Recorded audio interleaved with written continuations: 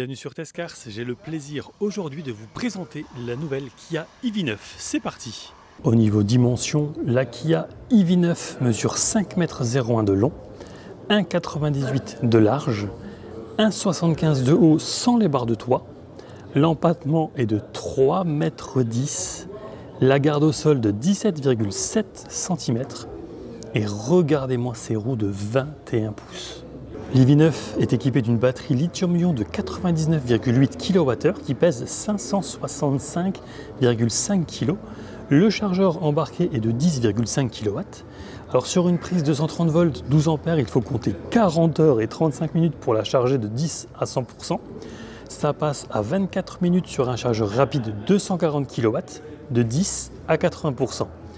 En fonction des finitions, l'accélération du 0 à 100 varie de 5 secondes 3 à 9 secondes 4 pour une Vmax comprise entre 185 et 200 km/h. C'est vraiment pas mal, surtout pour un véhicule dont le poids oscille entre 2501 et 2749 kg en version 6 places. La version Earth pourra tracter jusqu'à 450 kg en remorque non freinée et 900 kg en freinée. Et sur la version GT Line que vous voyez ici, on pourra tracter davantage avec 750 kg en non freiné et 2500 kg en remorque freinée. L'EV9 est naturellement équipé de phares full LED, de capteurs à l'avant, sur les côtés et naturellement à l'arrière. Les caméras sont présentes aussi à l'avant et à l'arrière. Ici, il y a en lieu et place de rétroviseurs classiques des rétroviseurs caméra, barre de toit, vitrage arrière surteinté, des poignées affleurantes, une couleur mat magnifique. D'ailleurs, il y a 7 couleurs métallisées et 2 mat. Et vous le voyez plus bas, il y a également des moulures latérales teintées en noir. Je précise également que le pare-brise dispose d'un film acoustique et qu'il y a un double tour ouvrant électrique. Il y a deux versions, la Earth Launch Edition qui développe 204 chevaux et revendique 541 km d'autonomie, et celle-ci que vous voyez sous vos yeux, la GT Line, 384 chevaux et 465 km d'autonomie, mais les bruits de couloir disent qu'on sera au-dessus des 500. Les fameux rétro caméras qu'on voit juste ici, sellerie électrique naturellement, à l'avant c'est chauffant et ventilé. On prend un petit peu de hauteur avec un volant multifonction en cuir, réglable électriquement. Derrière on a un premier écran juste ici, réglage de la clim et un écran où l'on va retrouver par exemple la navigation pour une surface d'affichage totale de 29 pouces. Ensuite, il y a quelques touches ici tactiles avec un retour haptique, très sympa au toucher. Plus bas, les commandes de climatisation. On descend encore avec ici de la connectique USB-C. Un très joli éclairage d'ambiance que j'imagine personnalisable, avec plusieurs ambiances différentes. Ici, un très gros double porte-gobelet, avec les clés du modèle dans lequel on se trouve, qui est une pré-production, avec un lecteur d'empreintes digitales qui va vous permettre de paramétrer certaines choses, notamment la position du siège. Ici, on est sur le chargeur par induction, quelques commandes liées au frein à main, LED en descente, les caméras, que je vous propose de voir tout de suite ici. La définition est vraiment top. On peut splitter évidemment sur plusieurs vues.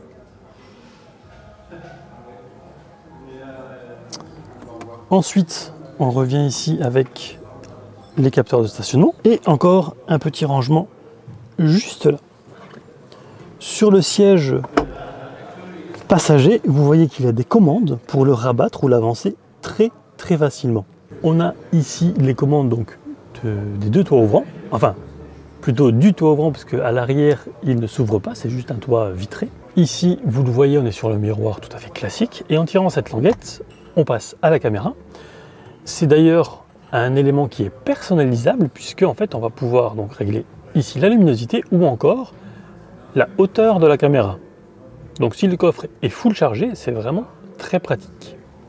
Je vous parlais il y a un instant de l'éclairage d'ambiance. En fait, je viens d'apprendre qu'il est personnalisable et il peut même être biton.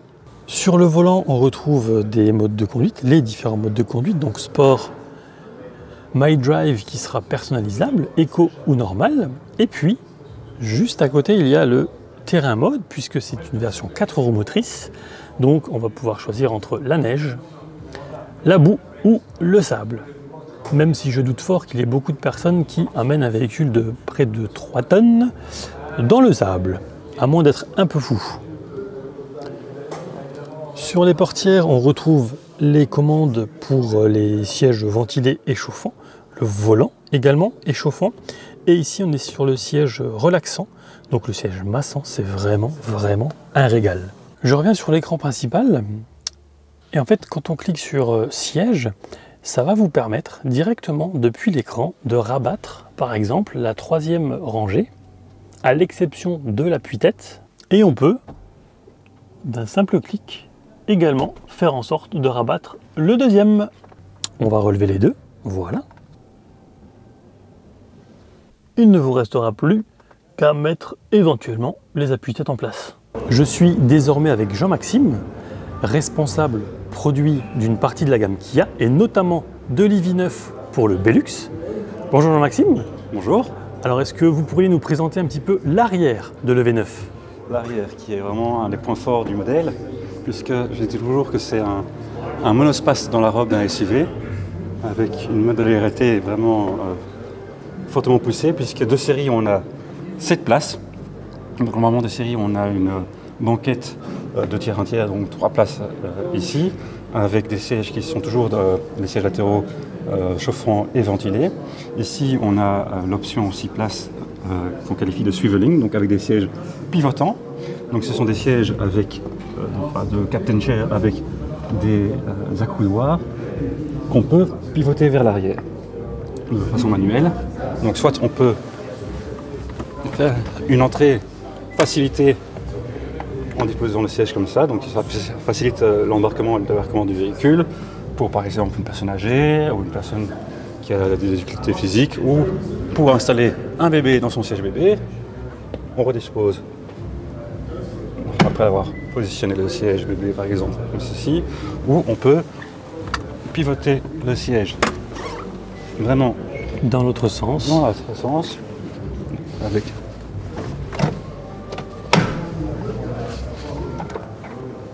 ici le siège conducteur est fortement penché, ce qui fait que effectivement on dispose un peu de place. Néanmoins, on a une grande modularité, avec aussi le fait que la ceinture de sécurité soit intégrée dans le siège, et quand le siège est retourné, l'airbag latéral est désactivé pour éviter de blesser les occupants, ou que 2 airbags se retrouvent en face à face. Ceci permet de rouler avec le siège pivoté vers l'arrière. Donc on peut parfaitement tenir une réunion ou être installé en vis-à-vis pendant que le véhicule se déplace. Ça, c'est les sièges pivotants. On a aussi éventuellement 2 sièges à la place qu'on appelle le relaxation, qui sont donc des sièges qui peuvent être inclinés avec un support supplémentaire pour les mollets, par exemple. Et donc, on peut être vraiment comme un siège d'aviation, in fine. Et à ce moment-là, ce sont des sièges qui sont entièrement réglables électriquement, également depuis le tableau de bord. La 3e rangée, elle, est toujours réglable électriquement. Donc on peut rabattre et remettre le siège de manière électrique, que ce soit depuis le coffre ou depuis le tableau de bord également. On peut régler l'inclinaison du dossier selon son désidératat pour le passager. Et on bénéficie du fait que ce soit une plateforme électrique. Et donc le plancher est entièrement plat, ce qui fait qu'au lieu d'avoir des strapontins avec l'endroit où on pose les pieds qui est plus élevé, ici, l'endroit où on pose les pieds est vraiment à la même hauteur dans tout le véhicule. Et donc on a 3 vraies places. On a d'ailleurs le véhicule qui est le best in class en termes d'espace aux jambes et aux épaules. Et on a un coffre qui, en position comme ça, avec les les dossiers de tous les sièges qui sont relevés. On a un coffre de 333 litres. En termes de connectivité, on bénéficiera de multiples prises USB-C à l'intérieur du véhicule, puisque nous avons 2 prises USB-C pour les places avant, en dessous des commandes de climatisation. On a également une prise USB-C dans les dossiers des sièges avant. Donc, de part et d'autre, les 2 passagers arrière bénéficient également chacun d'une prise USB-C, en plus d'avoir chacun leur porte-gobelet et de pouvoir régler l'inclinaison de leur dossier de façon électrique individuellement. Je vois qu'il y a même un espèce de porte-manteau en fait au dos des sièges avant. Un espèce de porte-manteau, effectivement, c'est intégré dans la coque. En version 6 places, uniquement en version 6 places, mais toujours quand on prend la version 6 places, vient également la petite console centrale qui peut servir de tablette. Ah, pratique. Et peut également servir d'espace de rangement. Donc ça vient automatiquement quand on a la version 6 places. C'est vaste. Et quand c'est une version 7 places, à la place de celle-ci, on a un vaste espace de rangement ouvert. Ok. Et je vois aussi qu'il y a des volets, comme des stores en fait. Il y a des stores, effectivement, qui sont à... Quelqu'un qui était de mal les mettre ici. En plus du vitrage surteinté, c'est vraiment pas mal, notamment pour vitrage les enfants. Surteinté. Voilà. Et en plus, il y a la clim à l'arrière. Il y a la climatisation qui est une unité de climatisation séparée. Donc, il y a une unité de climatisation à l'avant, dual zone pour les 2 passes avant. Et il y a un second compresseur de climatisation à l'arrière. Donc vraiment une climatisation séparée avec les commandes ici au plafonnier, avec les arrivées d'air qui sont au plafond pour toutes les places arrière. Donc il y a les arrivées d'air ici, mais également au plafond de la rangée arrière. Il pense même à la 3e rangée. Il pense même à la 3e rangée. Et alors, petit détail amusant, il y a une fonction micro pour le conducteur où il peut parler directement à la 3e rangée via les haut-parleurs de la 3e rangée. Et est-ce que la 3e rangée peut répondre directement au chauffeur, au conducteur? À condition de ne pas l'effort. On parle aux passagers de la rangée arrière, d'ailleurs on entend le retour en écho. Effectivement. Et là j'ai désactivé. Et on peut paramétrer que ce soit un bouton au volant. Il y a également un espace de rangement entre le conducteur et la personne qui sera à côté. Puisqu'on bénéficie de la transmission Shift by Wire avec la commande à boîte de vitesse qui est au volant. Ce qui libère de la place entre les 2 sièges avant. Est-ce qu'il y a un mode B pour optimiser la récupération d'énergie? Les palettes au volant. Les palettes. Les palettes avec diminuer la régénération à gauche, augmenter la régénération à droite. Également un mode automatique qui va adapter le mode de régénération en fonction des conditions de circulation qui sont détectées, la distance de la voiture. D'accord. Donc oui, c'est particularité chez Kia. On a ça également sur la Niro et le V6. C'est via les palettes au volant. C'est pas du tout une boîte de vitesse puisqu'il n'y a pas de boîte de vitesse classique dans ce véhicule, mais c'est bien, les palettes au volant sont bien présentes pour justement pouvoir adapter la régénération et grappiller quelques kilomètres d'autonomie. Exactement.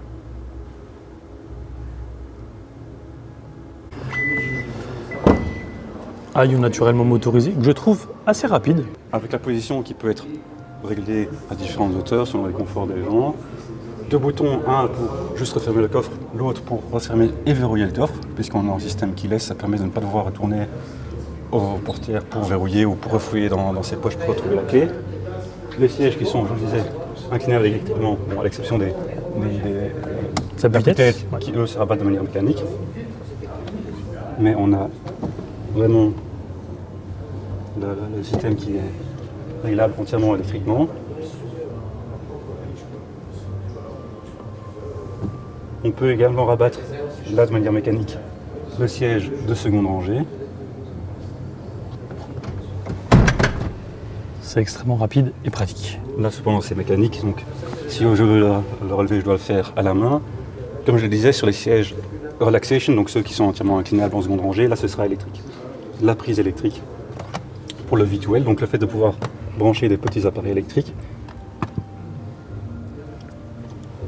Et à l'heure de série, on reçoit également un adaptateur pour pouvoir brancher un appareil électrique sur une prise standard sur la prise de chargement du véhicule. C'est ce que j'expliquais plus tôt en vidéo, c'est le système V2L. C'est le système V2L. En fait, ici aussi, c'est le système V2L. C'est V2L intérieur et extérieur de série sur le véhicule.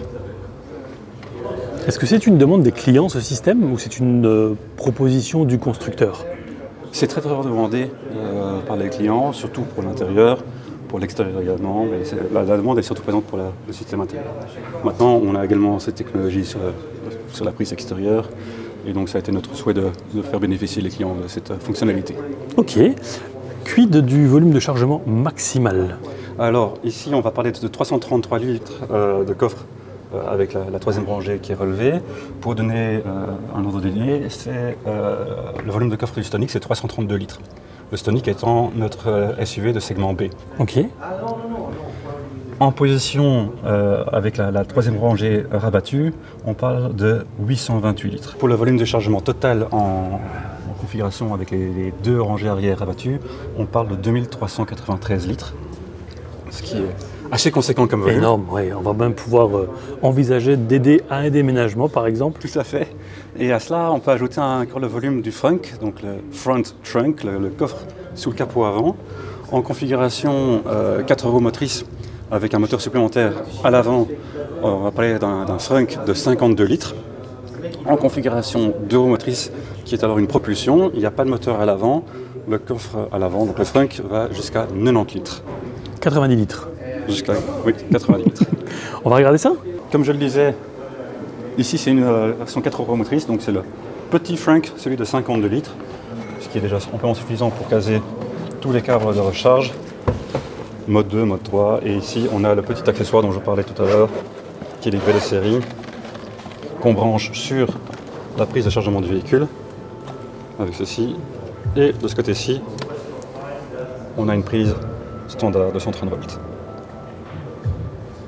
Qui permet de charger jusqu'à 3,68 kW.